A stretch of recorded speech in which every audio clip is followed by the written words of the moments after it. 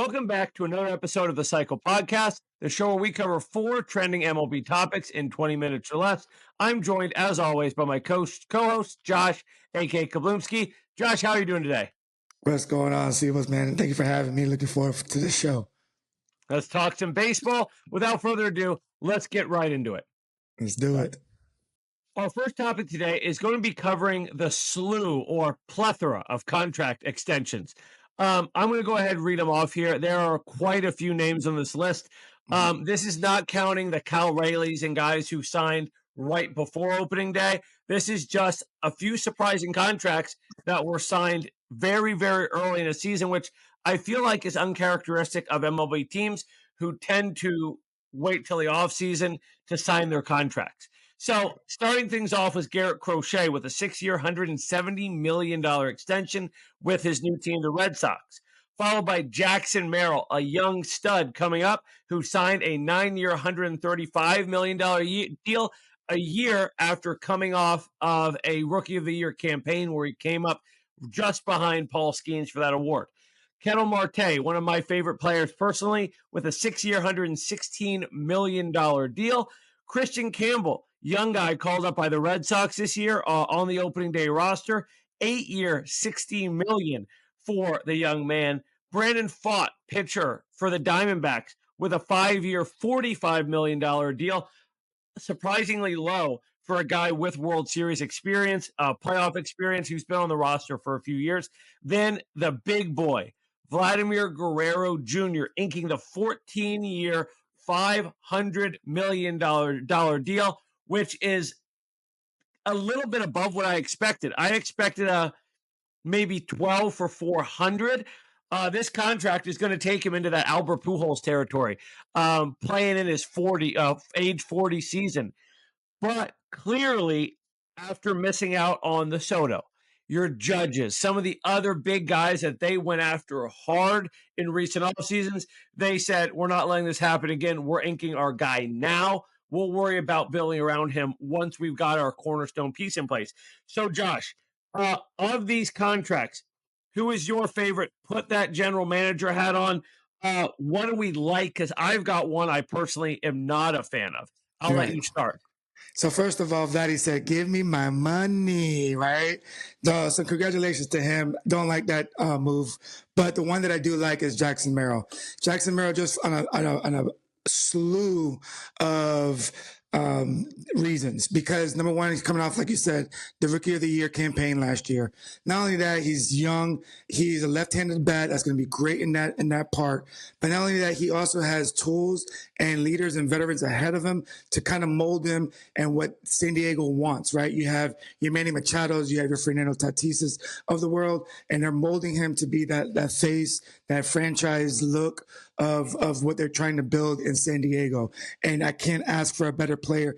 Jackson Merrill reminds me of somebody that in 4 to 5 years from now, maybe even sooner, we're talking about him like we're talking about your boy Bobby Witt Jr. Like he has that type of impact for a team and has that type of impact for MLB in general. So I love that that signing for San Diego. They're on the right track. He's one of those players that can also bring in other players that want to play with him. So that also helps out what they're trying to build in San Diego as well. I like the Ketel Marte signing as well. I think that's a focal point for what Arizona is trying to build there. Not only on the offensive side of the ball, but also on the defensive side. This guy's a complete, baseball player when it comes to, defensively and offensively. And I hear that he's also a great teammate in the locker room, which is also just a great X factor. Real quick before you get started on the reasons why you don't like or whatever you do like about your contracts, the Vladdy one, listen, the time to pay somebody is now. Prices only go up tomorrow and the next day and the next day. So like you mentioned, Toronto was kind of backed into a corner here a little bit, trying to get that big time player, that big time name player. So they were kind of forced to do it. And I understand that they did it. But like you said, going into the Pujols territory, I just don't like that aspect of it. But I understand the business aspect of that transaction. Yeah. And before we go over time, the Marte, Brandon Fought, Corbin Burns. That is a huge offseason if you consider these extensions an extension of their offseason. Correct. They clearly had business that they weren't finished with during the offseason, probably because they were negotiating with Corbin Burns, but now they have their core locked up. They extended Corbin Carroll before he came up. Marte, Brandon Fought, Corbin Burns. That's a championship winning core. The one I don't like, and this is only going to take about 20 seconds, Garrett Crochet. 6 years, $170 million for a guy who has pitched less than 250 innings in his career. 5 years, one loss to injury, two others shortened by injury. Seth Lugo of the Kansas City Royals pitched 206.2 innings last year alone, 1 year. Yeah. Crochet averaging less than 50 innings a year. I have no idea if his arm's going to hold up. He's already gone through Tommy John once. He throws incredibly hard. And he had another year left. He had an arbitration year in 2026. They could have rode this year out, see if he can put up maybe even 175 innings, show that he can hold up as a starter. Then when he goes in the 2026 season, extend him then. Granted, maybe they thought that value was going to go up. Maybe if he puts together a Cy Young campaign, they can't get him on that 6 year, $170 million deal. But come on, if he gets hurt, or let's say he pitches 150 innings this year, that's going to look like a bad contract. Granted, he's a guy who can strike out a guy and a half on average per inning, but it seems a little rich for my blood personally. Other than that, I think you hit the nail on the head. Merrill's the best signing. Merrill could win the MVP this year. Yes. He's that good. He's that new school, super toolsy, fast guy, versatile, can do it all. And at an average annual value of $15 million a year, smoking deal. Sign me up. Smoking deal. Yeah, sign me up on that. And with that, let's move into our second topic. Our second topic today is going to be piggybacking off our first topic. Who's next for a massive extension? I'm only going to be talking about players who are eligible for extensions. I'm not looking at guys going into free agency necessarily right away. And I've got a handful of names for you. Okay. Adley Rutschman, Ellie De La Cruz, Terrence Skubal, Kyle Tucker. And then in the trend of teams signing these young players early, like we just saw with Jackson Merrill, what the Royals did with Bobby Witt Jr., the Red Sox with Christian Campbell. Of course, last year you had Jackson Churio, you had Corbin Carroll, all signing these, what I guess you would consider a premature contract extension, even though these are the deals that lock up these guys for their best years, not having to worry about the drama of negotiating with them as free agency approaches. Those two names are going to be Dylan Cruz and James Wood, both from the Washington Nationals. So keep that GM hat on. Where would your money be spent? If you were a GM of one of these teams, where would you go? Because I have my name, and I think he's a $450 to $500 million player as well. I'll let you start, though. I tell you what, I would not like to be the general manager of the Nationals with those two names coming up, because you got to pay both of those kids. Those kids are studs. But the name that I gravitate towards, a little bit biased because of the position he plays and the magnitude that he brings to the table, is Adley Rutschman. He, to me, is not just the catcher. He's a leader. He's the captain of the team. He goes as the team goes. I get it. Like they got, your Gunnar Hendersons, you have your Holidays, you have other, big time players and pieces in that organization. But if anybody that knows baseball knows that you need a strong, level-headed catcher, that one that can hit both sides and do the job appropriately. And Adley Rutschman, he does that thing better than anybody. I've seen him, the way he controls the pitcher staff, the pitching staff, and the way that he hits on both sides of the plate, to me is just unheard of nowadays for catchers. And he's ahead of the game by head and shoulders ahead of the game right now on what he's bringing to the table. But with that being said, too, Ellie De La Cruz is another name that you have to not only look at keeping him there, but just the star power that he has and that he can bring to the table, to the organization, and have players play with him. have players come to play with him. Those two names that I mentioned there, I think have that type of gravitational force that players want to play with them because all they do is win. All they want to do is succeed. And those two players to me just go up a little bit more. I'm going to have to agree and disagree. Adley Rutschman is a guy who, if you don't sign him, how do you have the confidence to sign guys like Jackson or like Holiday, like Gunnar Henderson, like Colby Mayo, like Colton Cowser, like Keston Herstead? I think that they are torn between saving some money for those guys and just not wanting to spend money because they don't spend money. But you have to sign him if you plan to sign those other guys. Because what if you're Gunnar Henderson, you sign a massive extension, and then the rest of that team walks? Yeah. Ellie, I'm not a huge fan of Ellie, only because of the errors and the strikeouts. He led the league in errors and strikeouts last season. Right. I don't know. My two, first off, Tarek Skubal. I think that is going to tell us how much Paul Skeens signs for. I think the contract Tarek Skubal gets is going to be the foundation for the contract that Paul Skeens gets and the pitchers coming behind him because it's going to be a freaking huge deal. Skubal is going to get a monster deal, talking like one of those DeGrom, Scherzer, Kershaw type of deals. But my biggest one is going to be Kyle Tucker. I think he's the next $500 million player. So far this year, he's the best player in baseball. Yeah. The Cubs are scorching hot.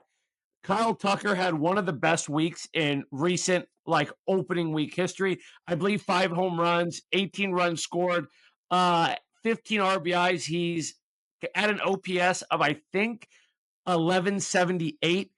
And he's going to get paid big. I don't think the Cubs get him back for less than $500 million.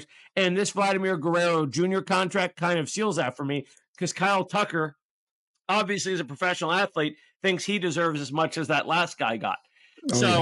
I think that's going to be one to watch as the season goes on. Do the Cubs let him hit free agency and try to compete there?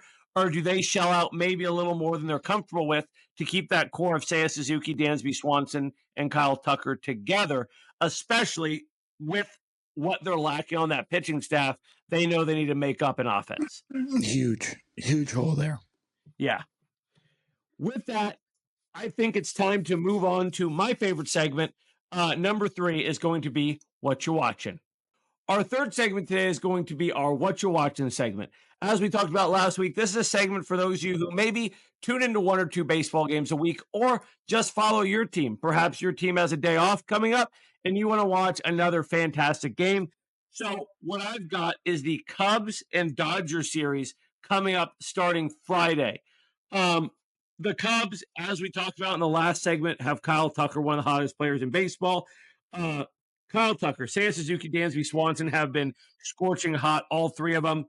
The Dodgers on a little bit of a slide. They just lost a series to the Philadelphia Phillies. They are 6-4 in their last 10 and have dropped to 3rd in that what is now juggernaut out in the NL West. Additionally, Freddie Freeman will be back on Friday. And what I'm most focused on in this series is that Cubs pitching staff, which just took a hit with Justin Steele going on the injured list, up against the Dodgers defense, stacked top to bottom. It's really going to give us an idea of who the Cubs are. Can the Cubs fight against an offense who is arguably better than theirs with a pitching staff in LA that is just loaded? And it's going to be a rematch of the Tokyo series that we saw earlier in the year where the Dodgers swept. Cubs looking for a little bit of revenge here. Josh, you got anything on that, or do you want to talk about your what you're watching? No, I definitely would like to watch that as well. I think you hit it on the head as far as being like a rematch of the Tokyo series. I think that Tokyo series had a little bit more logistics and a lot more political views over there that they had to play with. I don't think it took away. I think it took away from the baseball game itself. So now that all that is out the way, now we can just play baseball. So I'm trying to say that to say that I hope it's a better game for both teams and better outcome for the Cubs. But the series that I'm looking forward to is going to be the San Francisco Giants and the New York Yankees starting off on Friday, Saturday, Sunday series with Ray and Stroman starting off the Friday slate. I say that because, first of all, fuck the Yankees, right? So anytime that I get to see them lose or want to see them lose, I'm all for it. Sign me up. But no, I say that because it's going to be two teams that are going to be pretty hot right now. I don't want to take too much from our next segment, but it's going to be, they're two teams that are rolling in hot, going into New York. Obviously, that's a high school field. So any pop flies are going to be bombs there. That's just what the Yankees do. They like to play in high school fields. So I'm looking forward to seeing that. Also, I like to see what's going to happen with a good offensive club faces the Yankees and kind of gets them a little punch in the face as well.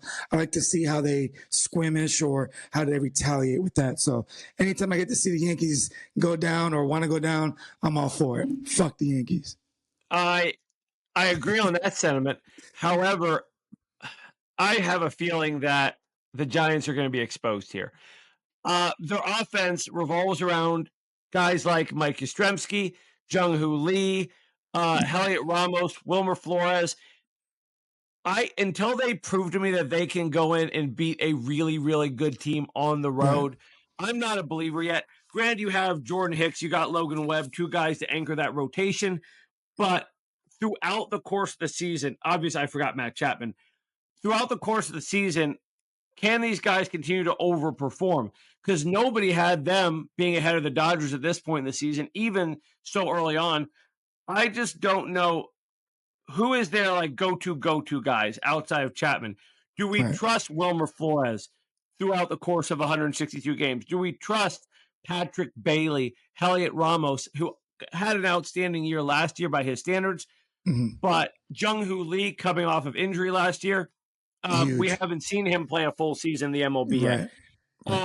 And past those two starters, your Logan Webbs and Jordan Hicks, what do we get out of Ray and the rest of that staff?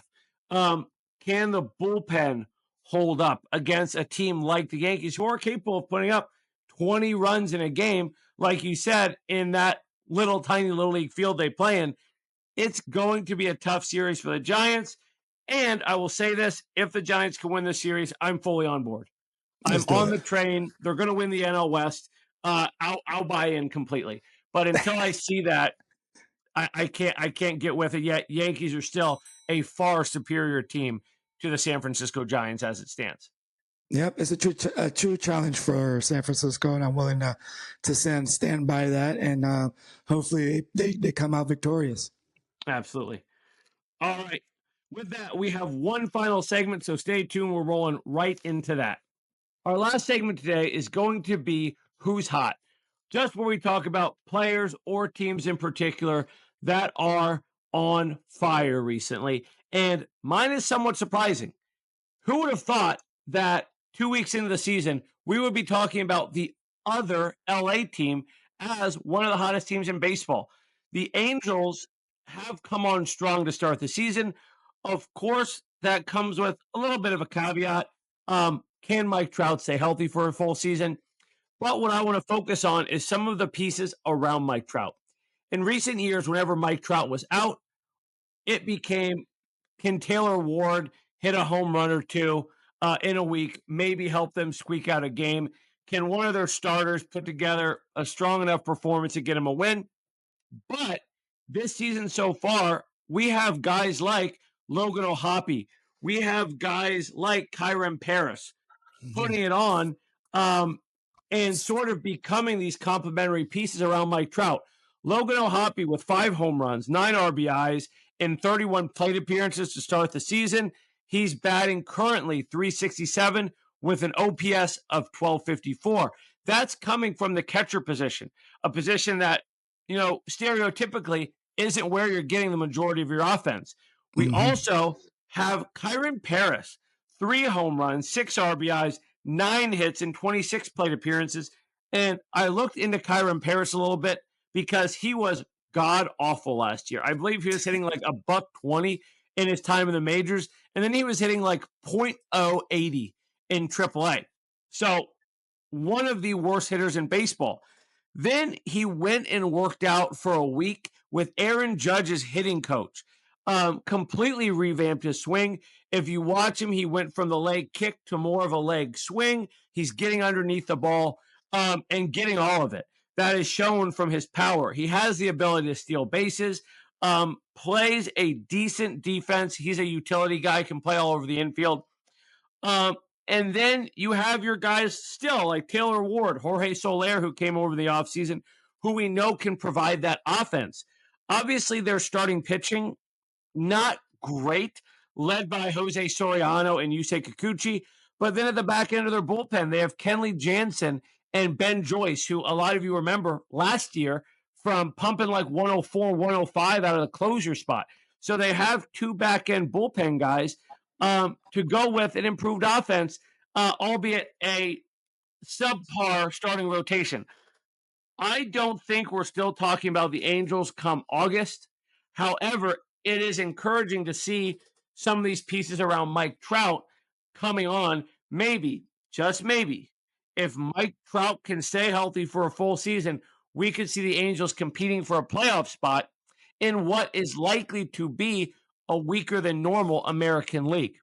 So, Josh, I'll give you the option. You can either talk Angels or you can talk your own who's hot. I'll leave it up to you for the final 2 minutes or so. First of all, good pick by the Angels. I don't see them making it that far. I think that fire fizzles out. My pick, though, is I'm going to stay on the West Coast. I'm going to go that team that always just sticks around. They remind me of the St. Louis Cardinals back in the day. Nobody ever talks about them, but they always just make their way into the playoffs, the postseason, and find themselves in the championship somehow, some way. And it's the San Francisco Giants. Right now, they're on an 8-2 tear. Their last 10 games, I believe they're a plus 18 run differential. You said? I think it's higher than that. I think it's like plus 23 or something. But insane. I could be wrong. Continue. Yeah, no, insane. Either way, it's insane. I think their last loss was like a 1-0 loss. So listen. They're not going to blow you away on paper, right? They got two former Cy Young pitchers in Robbie Ray and Justin Verlander. Does Webb have a Cy Young too, I think, or no? No, but he's finished very high. I think so. So two for sure Cy Youngs, and Webb, who is no slouch at the position as well. If those three can come to form, now I understand Verlander is a little bit older. I understand Robbie Ray is a little bit older as well, but they still got what it takes there. Also, on the last segment, we talked about a few people on their offensive lineup: the Elliot Ramoses, the Matt Chapmans, the whole. But one name that you did not mention, and he's not going to tear the cover off the ball. He's not going to give you a whole bunch of home runs, but he's a great asset to the locker room and to the team, and that's Willy Adames. Everywhere Willy Adames goes to, somehow their team advances, somehow their team wins or finds a way to win. When he was with the Rays, we kind of went on a little run there. When he went to the Brewers, he pushed them, forward there and kind of pushed them along into the playoffs as well. Now he comes over to San Francisco. Nobody's talking about San Francisco. Nobody wants to talk about San Francisco. But now look at it. They're on a tear right now. And I just got to give credit to credit's due. And their chemistry, you can't buy that. The Yankees know that. The Dodgers are the only team that can buy championships or buy chemistry. That's proven right now. But other than that, it's very, very hard to buy chemistry. And they got a strong, strong chemistry that I can see carry on. And as long as their pitchers stay healthy, they can make a nice little push through the season. Yeah, and earlier when we were talking about Whatcha Watchin, I totally forgot to bring up Willy Adames, and that's like a Cardinal baseball sin. I love Willy Adames. I haven't gotten used to him being in San Francisco. I was so disappointed in the Brewers for letting him go. So I think my mind just blocked that out. He's a hell of a player. Like I said earlier, I'm not buying it. Hey, next week, let's bring that up next week, because I said if they win this series against the Yankees, I'm on board. I'm on board. It's not an even year. Remember, 2010, 12, 14, the Giants can only win a World Series in an even year. That's true. So maybe next year, this is their year. That's funny. But that should do it for us, guys. We're going to head into the outro.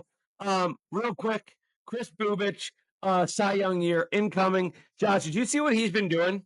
No, I have not. I believe he's on like 15 innings, 1-run ball. He's striking out like 8 per game, coming out of the bullpen for the Royals, transitioning back to a starter. Next time he's on the bump, tune in to watch Chris Bubich. Has the highest spin rate in the league right now on his fastball. He's only pumping like 92, 93, but he's leading the league in whiff rate and called strike rate at, I believe, 32%. So Chris Bubich, keep an eye on him for the Cy Young this year. I just want to give him a shout out. Josh, you got anything else for us before we wrap it up? No, man. Fuck the Yankees, man. Go Rays. You already know the deal. Rays pulled out against the Angels tonight, right? Thank God. Thank God. Yeah. Thank God. Well, puts a little damper on my who's hot there for the Angels. But with that, guys, we'll see you next time. Make sure to make sure to leave us a comment. Give us any topics you'd like to see us cover. Ask us any questions. And, of course, follow us. Turn on notifications so you get notified every time we post when we release our new weekly episode. With that, I'm out. Josh, thank you so much for joining us. We'll see you next time. Kablowski.